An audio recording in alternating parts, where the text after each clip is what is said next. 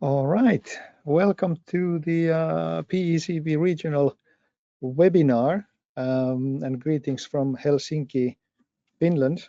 My name is Peter Sund and I will be talking to you about cyber resilience in the Nordics, lessons from the public and private sectors for the upcoming hour or so, but of course that includes a discussion element or Q&A session, however you want to describe it.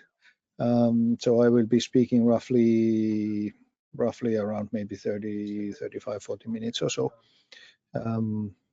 before that, and I hope to receive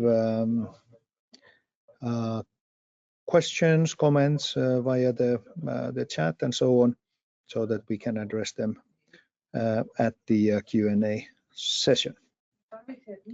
So without further ado, let me start with the presentation. Firstly, briefly on the content where our focus today will be. I will be talking about the situation of cybersecurity and digital resilience in the Nordics in a bit more wider perspective, and then I will be addressing and discussing about the various systems and actors that we have in place, what is happening in that field, and then lastly address a couple of let's say topical issues on policy options and what is relating to those. But before I will continue further, just a brief introduction.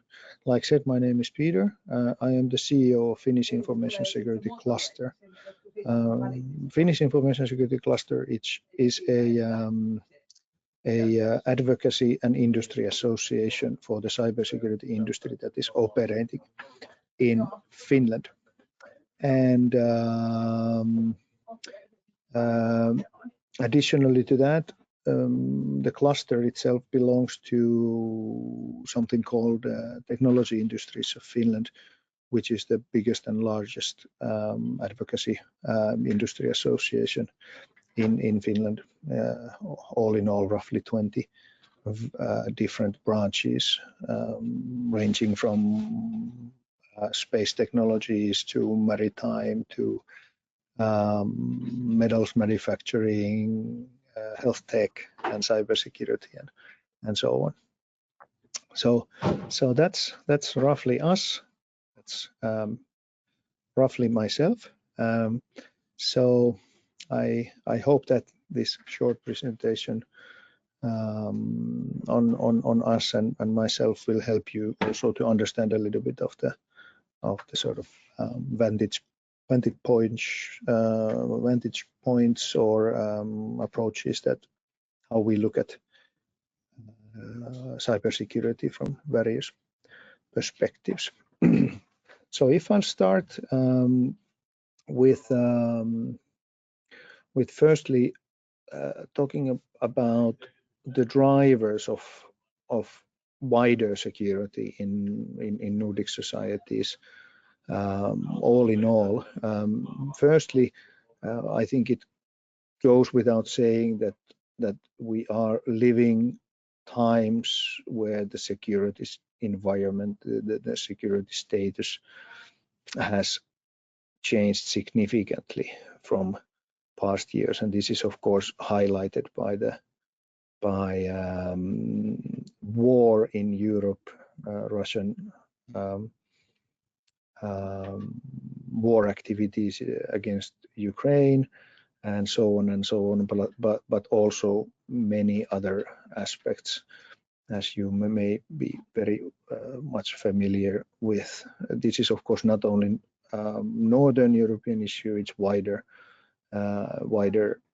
development of Europe, even global, concerning the West, the Americas, East, Southern Hemisphere, and so on and so on.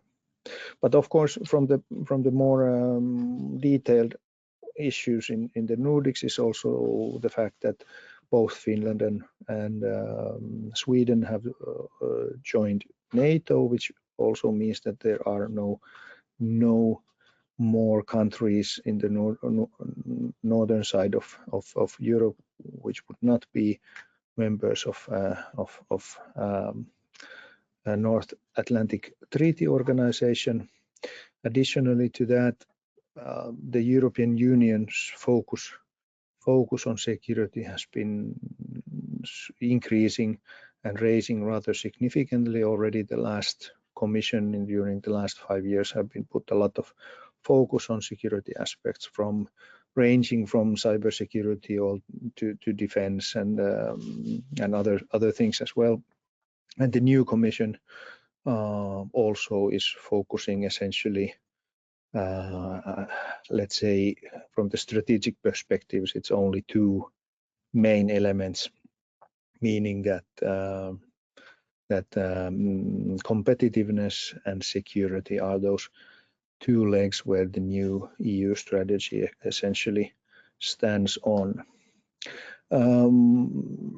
Also, various crises that we have seen lately, be it the pandemic or be it the war in Ukraine, or be it some other factors that kind of lead us in our thinking as well, a little bit at least. Then certain elements have been changing in the Nordics. For example, governments have reorganized public administration and the government structures in different ways. Changes in Denmark, opposite changes in Sweden, another kind of changes in Finland, and so on and so on. So there has been quite a lot of various developments. Plus that there of course have been both policy activities and other kinds of projects relating to, for example, civilian security and preparedness and national resilience and other things like that. On the needs side, it's rather obvious that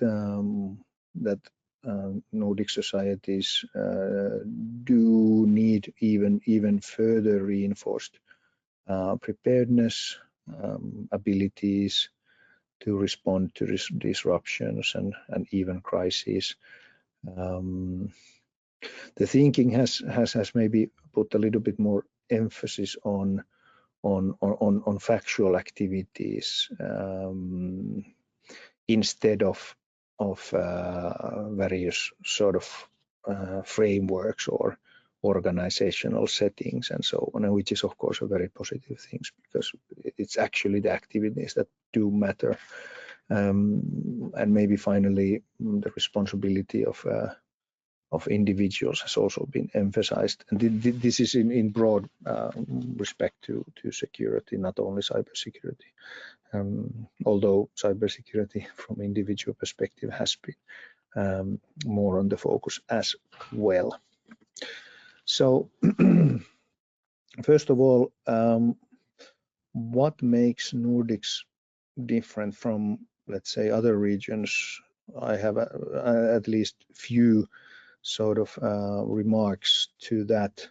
Firstly, if we look at the sort of level of digitalization and connectiveness, one can say that on an individual, the amount of people in the Nordics that, for example, are using the internet, meaning that they use digital services essentially as their everyday life, is already, when we look at globally, we can say that internet connections and internet services have been on the rise. But the fact is that in the Nordics, compared to the world in general, we are at least at 95% and even up to 99% of population are using the internet as their digital services, which of course is from development side rather positive, but at the same time it also means that there are much more dependencies on digital services and digital capacities all in all. Another perspective that somehow maybe illustrates the Nordics a little bit more is if you look at, for example, the most recent research or statistics on the sort of societal cyber security by the International Telecommunications Union, ITU, cybersecurity index. You can see that, for example, if we look at Denmark, the legal measures protecting cybersecurity, the technical measures, organizational measures, I mean, as society level or nation state level, capacity development and cooperation measures, they are all have received maximum points this year. The same for Finland. The shape is a little bit different, as you can see how it has developed, but it's still full points, maximum points, 100 points in totaling, and making the Nordics all in all the sort of leading region in the world for governing cybersecurity in a bigger picture. But this, of course, does not mean that individual actors, individual organizations, companies, public institutions would be top in their cybersecurity risk mitigation measures. But all in all, the situation is let's say, at least supportive to the digital risk governance. Another aspect that I would like to highlight is the issue of digitalization in industries and in economic activities. We definitely all over the world we are moving towards the what we call Industry 4.0, meaning that digitalization is sort of cross-cutting every bit of production processes and economic activities. If you think about really, for example, what creates the sort of Industry 4.0, looking at big data, looking at cloud computing, looking at Internet of Things, IoT, system integration, robotics, and so on and so on. It's all sort of highly dependent on digital risk management, EA, cybersecurity, because essentially it means that the sort of key issue to make sure that economic activities do not suffer significant disruptions to continuities, it's more and more dependent on proper cybersecurity measures, and this is of course one really topical issue when we are developing the industries further towards Industry 4.0. Maybe another aspect what I can highlight is that at the same time, while all this sort of more precise issues for Nordics is shaping the sort of operational environment, also there are global let's say trajectories. For example, if we think about technological development, one thing that we share in the Nordics and elsewhere equally on a global scale is the sort of heritage of unconsidered technological optimism that we have been carrying for a couple of decades now, and definitely inadequate risk management measures. So we have been placing a lot of hope on technology, but we have not been managing the threat landscape of it in a meaningful sense. And the end result is that although we are more and more even totally dependent on digital services in the Nordics, at the same time, if I'll give you an example of Finland, whereas we are seeing 2 to 3 malicious cybersecurity attempts or incidents every second, every day of the year. So our networks are being attacked by malicious actors all the time. Luckily, of course, it means that the cybersecurity maturity is rather high, because we are not seeing this amount of incidents with negative consequences, but the attempts and the ill will certainly is there, because the levels are quite high. Of course, they are not as high as in Ukraine or somewhere, but still rather high. And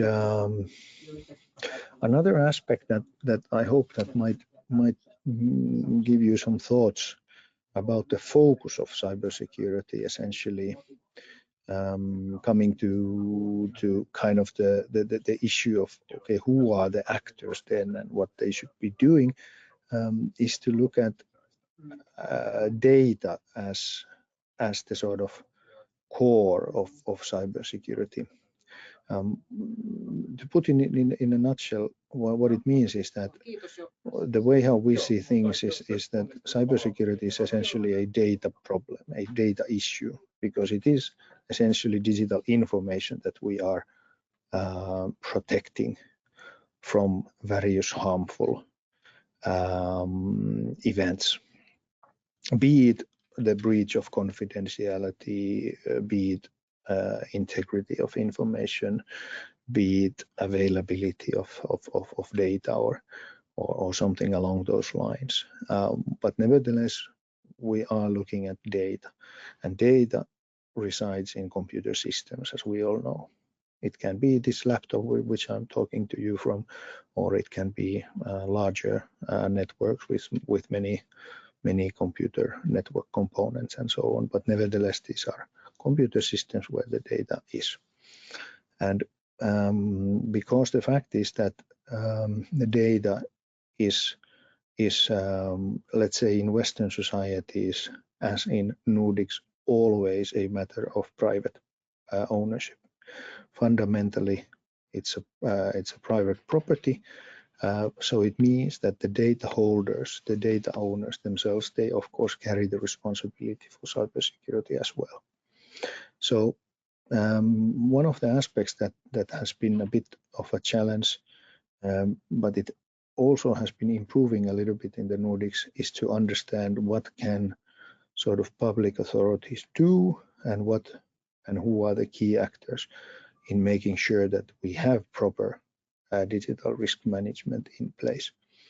So this illustration here, this is an in-scale picture of how it is in Finland.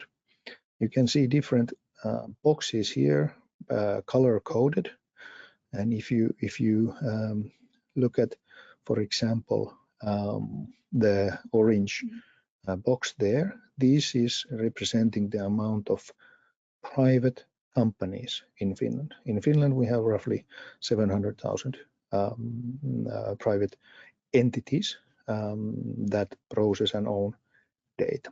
Then we have the third sector. Essentially, that means, for example, various NGOs and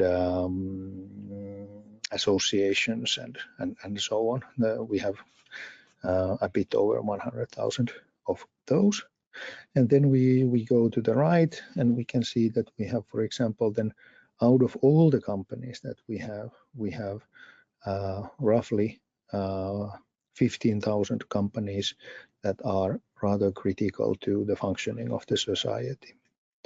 The number is coming from the dark blue box, which is the NIS2 directive defined sectors and the companies that operate in those critical 14 various sectors. That's all in all few thousand companies. So when their supply network is then added in, then we have roughly 15,000 various critical actors for the society. And then we have the most critical sort of nationally governed amount of companies who provide, let's say, the core infrastructure services and things like that, and that is labeled here with the letters NNS, National Security of Supply.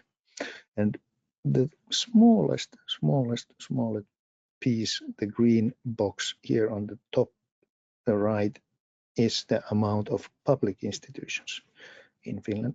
So agencies and so on. So if you really think about the data problem and the cybersecurity problem, the issue is not on the public sector, what the public sector does or doesn't do and so on. It's the vast majority of societal cybersecurity is on legal entities, companies, associations and so on, which own and process data. So thinking about the previous illustration and combining the thought a little bit on, for example, the ENISA report that describes us just a few of those critical sectors, such as banking or cloud computing or energy and so on, and looking at, for example, the duration of patching vulnerabilities. This is, of course, this is European specific. This is not Nordic specific, and it even wouldn't even matter. But the point is that you can see all those blue boxes there. For example, quite often government-owned private institutions or organizations, for example, providing drinking water and distributing drinking water. You can see that patching serious software vulnerabilities in their computer systems is from 1 to 6 months in more than half of the cases, which means and illustrates even further that the focus should not be on the government and the government agencies of what they do, because as you know, even national cybersecurity centers or whatever that we have in Europe or elsewhere, they do not provide the patching. It's actually the industries that manufacture the computer systems and the water supply systems and so on. So it's the owner who actually takes care of the security, and it is other companies who provide the elements to be able to provide for the necessary cyber security. So continuing a little bit on the question of the sort of strategic pathway that we are seeing on the development of responsibilities and the actors themselves.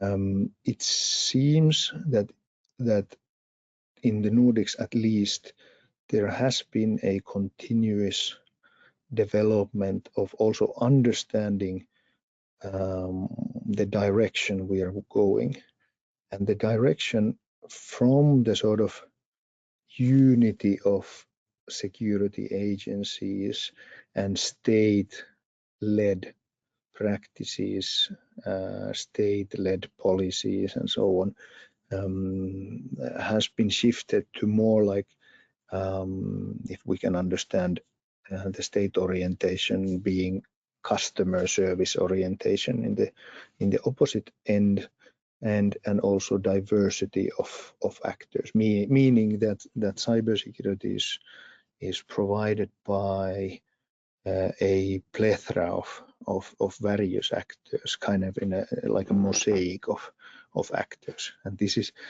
what it looks like that our strategic development is moving towards the kind of customer-oriented diversity of actors as the new and possibly necessary cybersecurity architecture that we have. As I'm sure as participants and experts in cybersecurity, many people do recognize the fact that cybersecurity cannot really be provided by a single authority, or it's not the police, or it's not the national cybersecurity, it's not the military alone who can do this. So recognizing this fact and developing policies that further support this kind of development is the path for, let's say, more impactful activities. And if I take an example, again, this is an example from Finland, but I hope that it does to a certain extent represent also the Nordic approach, at least in main lines. Are the questions here on the right hand side? You can see the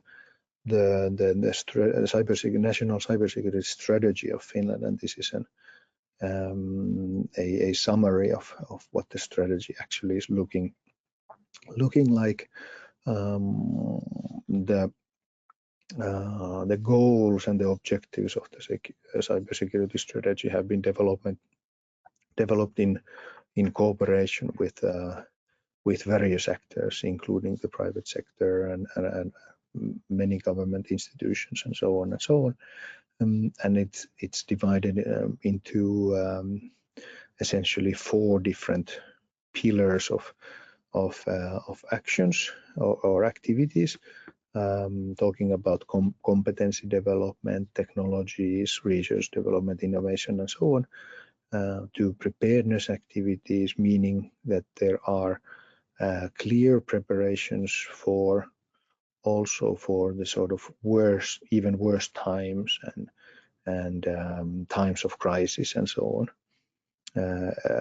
Issues related to cooperation amongst various stakeholders and various actors, as well as the response and countermeasures, meaning that there are elements in place how cybersecurity can be governed and managed by those various stakeholders.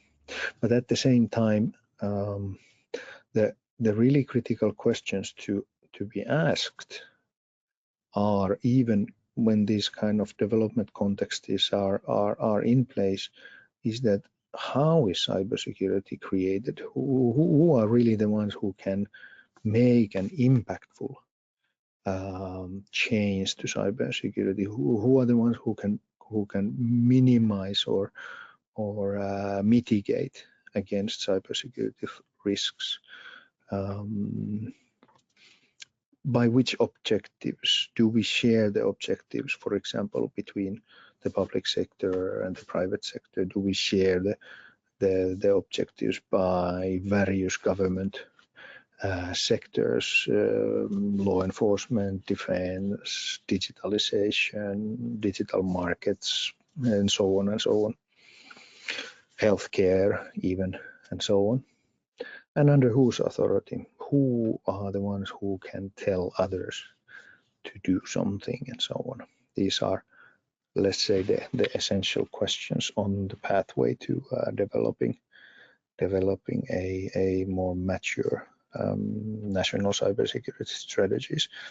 And the strategies are worth looking at, especially at the moment, because in Europe, the NIS2 directive has mandated all the EU 27 member states to create or at least revise cybersecurity strategies at national level, and this, of course, has been conducted also in the Nordics. So one can find good sources available from each country and try to understand sort of what are the focus points, what are the critical issues that each Nordic country has been deemed the most important, and so on. So I hope this will help you in your own analysis of the markets or countries, whatever your interest may be. Then maybe just essentially maybe taking one step back and looking at even broader question of why do we first of all need security, why do we need cybersecurity, and the Nordics, as their tradition has quite often be that the Nordics are quite often referred as welfare states, and having a let's say rather robust institutions that operate reliably and so on, and what sort of makes the Nordics different from some other countries and so on. This kind of model may offer you a little bit of sort of points to make remarks at least, or make comparison with other regions, is essentially the fact that in the Nordics it's quite often seen that there are these certain central values that need to be protected by the society at large, meaning that this is a kind of whole of society approach, as for example was referred in President Niinistö's report to the European Union Commission a few months ago.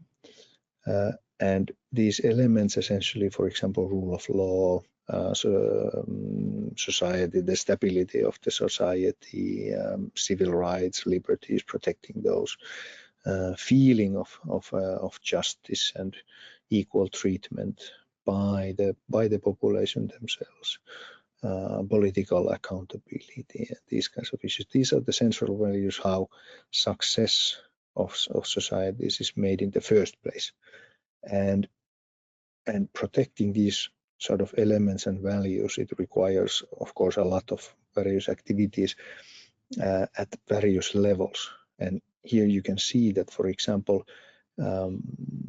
understanding the information sphere, also digital information, be it understanding social media or other kinds of elements, is something that is partially shared, partially clearly belonging to certain space. For example, the governance space is about public administration, diplomacy, including cyber diplomacy and other things like that. The services space, essentially, this is really what the companies and other private actors are responsible for in Nordic societies. The infrastructure, be it the raw, for example, the data cables and mobile communications and information structures and so on, economy and cybersecurity. And then the civic space, of course, is then for the civil society. So I hope this helps to sort of place the various interest points to a better context, essentially to understand who should be doing what in cybersecurity, and what are essentially the abilities and powers of each actor. So yeah, so actually talking about the national security of supply briefly kind of also reflects the same in a more simplified manner, of course, than the previous slide that I showed just a moment ago. maybe highlighting essentially the fact that there are responsibilities that are clearly on, for example, companies' own responsibilities, and that means that nobody else can really effectively do that. For example, preventive cybersecurity, digital risk management,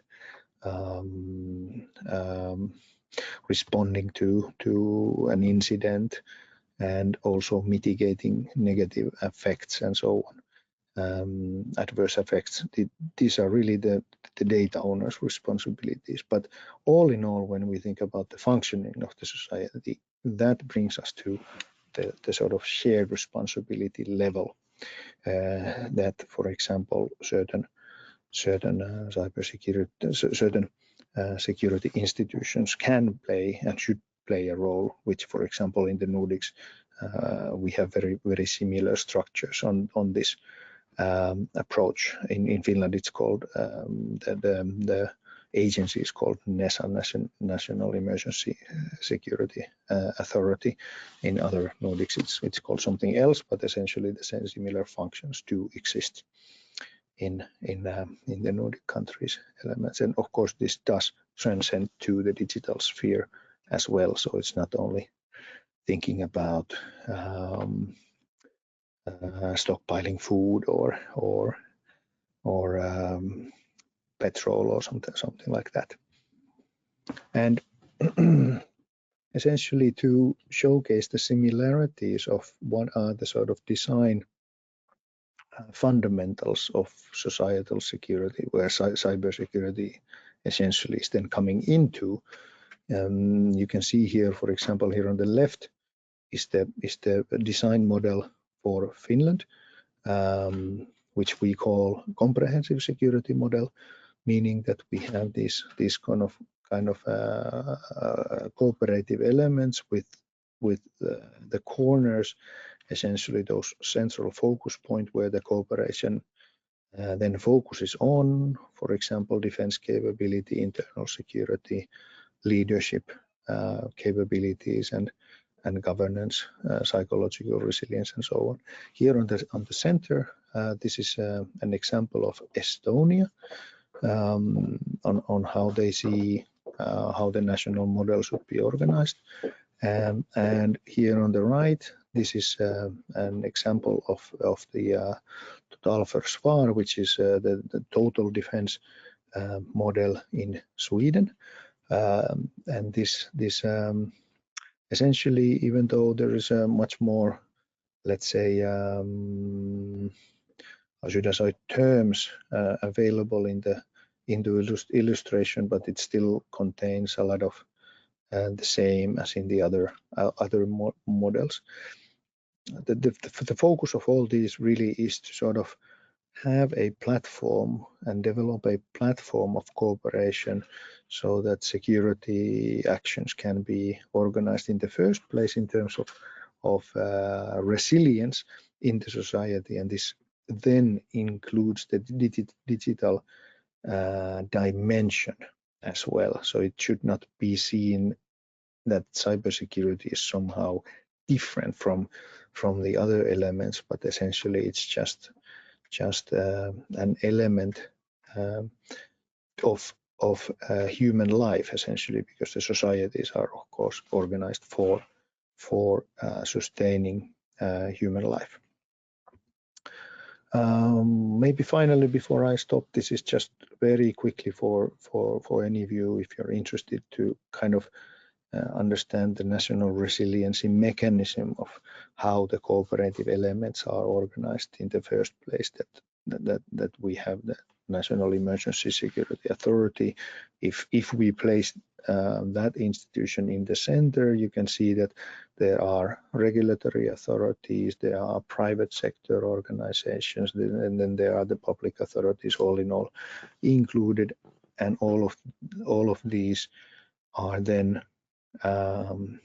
organized in a way that the cooperation can factually occur by the model that I showed previously on the previous slide with the various focus points of action. Before ending, maybe a couple of words about public-private partnerships. So when we think about how resilience is really developed, there are a couple of sort of notions or remarks that can be made. What we are essentially in need for, and this also includes the Nordics, because we are not. I would say that in my humble own opinion, we are not there yet. So there is plenty of room to develop our mechanisms and our systems and our cooperative models further. And here are a couple of examples of that. For example, the leadership element in our comprehensive security model. We should think about what that leadership means. What we really are in need of, I think, globally as well, is the thought leadership. Cybersecurity is quite difficult to really understand very well without having a thorough technological background and understanding of how ICT works in fundamentally speaking. Also, for example, cyber diplomacy. How do we do that in the modern world? We are calling for more open and accountable diplomatic activities.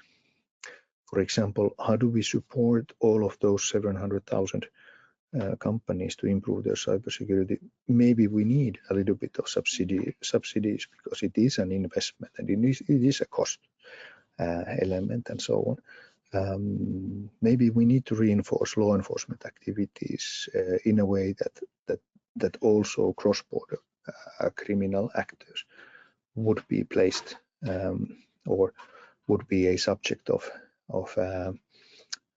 criminal responsibility of their actions and so on and so on. So there are plenty of things where we can still look for improvements. In a simplified manner, it means essentially this, and this is maybe something that I might actually stop our discussion or my first part of the presentation before the questions and comments. We are seeing that in the Nordics there are a little bit less of the kind of model that we are seeing here on the left-hand side, meaning that when we talk about security in the first place, that the state is somehow in the center, and then the public sector does everything, and then the private sector does something gradual, and then finally there is the citizen. But instead, we should be looking at things from the data owner perspective. Like said, cybersecurity is a data issue and a data problem, and the other activities and other actors should be placed in a way that they can support the data owners' abilities to take care of their own digital risks, essentially. Well, there are plenty of ways to organize how cybersecurity risks can be governed. This is the NIST model 2.0.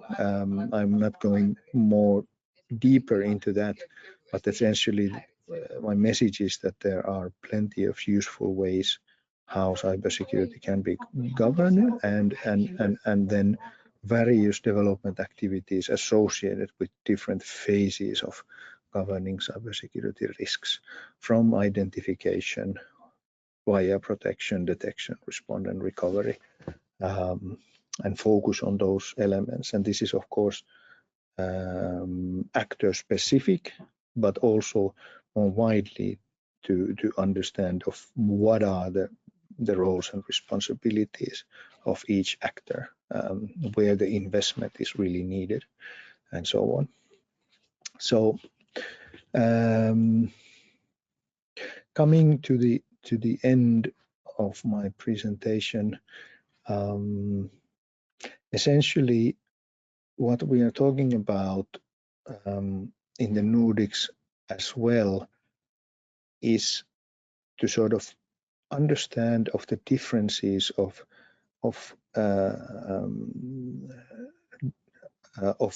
various regions in the world, because societies are organized in different ways. So one method, one strategy that can work or works in one context may not work equally well in another context.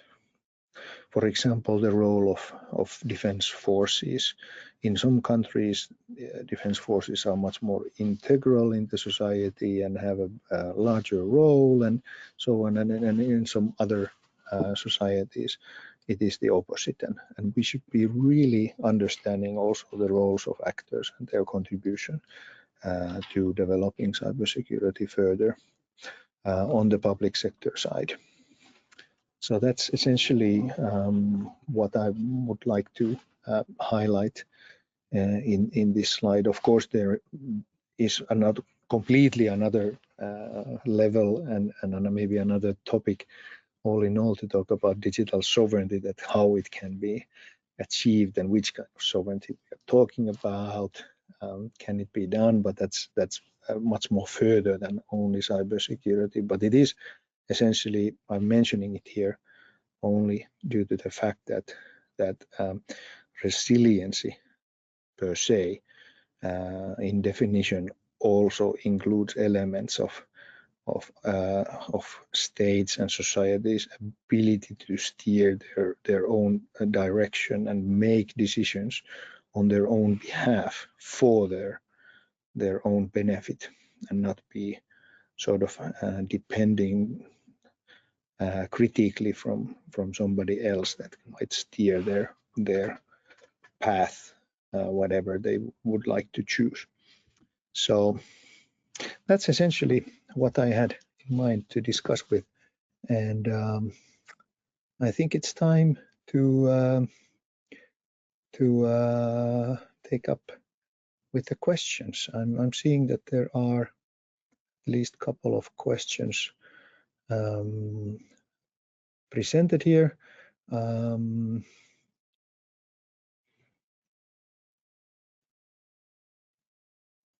Let's see where we are at the moment in terms of the questions. Am I seeing any questions yet?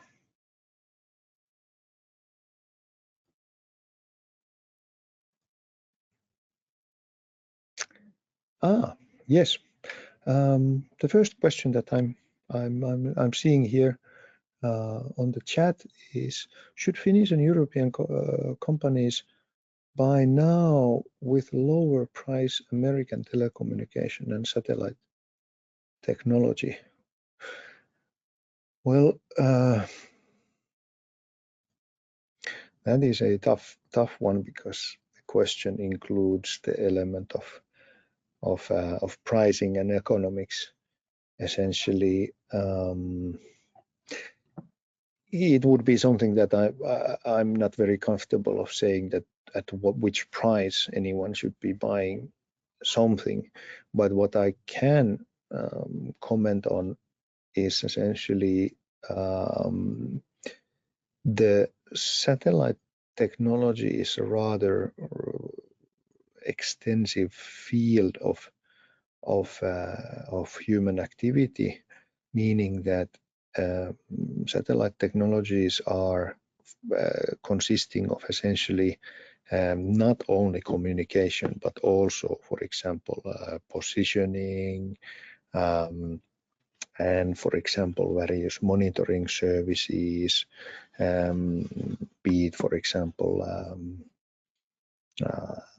weather monitoring or something like this. So it's not only about communication, essentially. And what comes to satellite technologies, it's a rather complex ecosystems as well. So it's not only the constellation that somebody, either private or public actor, has put on the orbit to provide certain services, and even if that is sort of understood, then the question is that what kind of, for example, level of reliability or what kind of level of continuity is the minimum requirement in which services, be it, for example, positioning or time services or something like this, or communication. Do they have to be on all the time, or is something? What is the level of confidentiality and things like this? What are the use cases? Are they needed for critical environments, critical situations, or just for some other reasons, and so on? So it's rather difficult to sort of say, should we place our focus on American or European or non-European or something like that, because the dimensions are so difficult, and the risk vectors do have a significant effect on the decisions made. That are we talking about individuals using certain services? Are we talking about companies using certain services?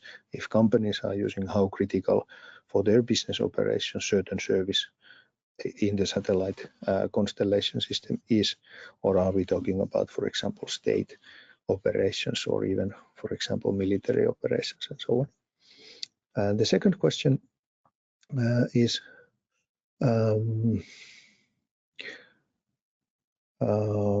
that Elon Musk is closing satellite connections from Ukraine. Are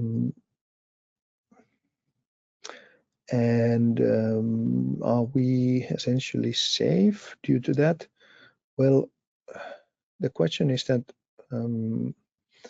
the satellite communication service that the company owned by Elon Musk offers, these are really open market solutions that are available for let's say essentially consumers and other companies, and there is no guarantee of reliability in the first place.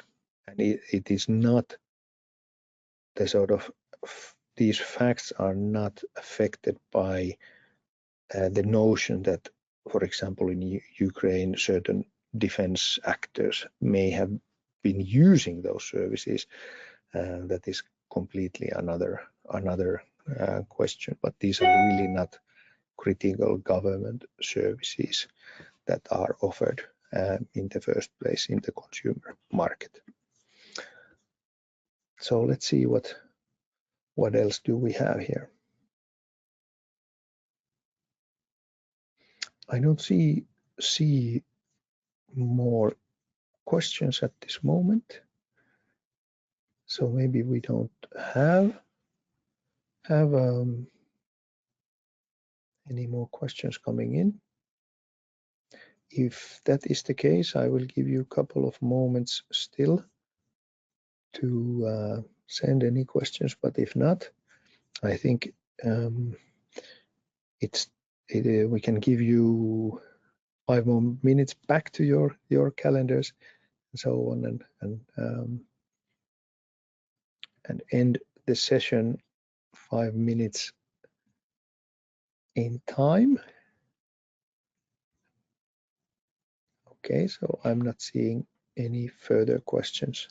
So then, in that case, I will thank you all for staying with us, PCB and myself, on this regional webinar, and wish you all the best. Thank you. Bye-bye.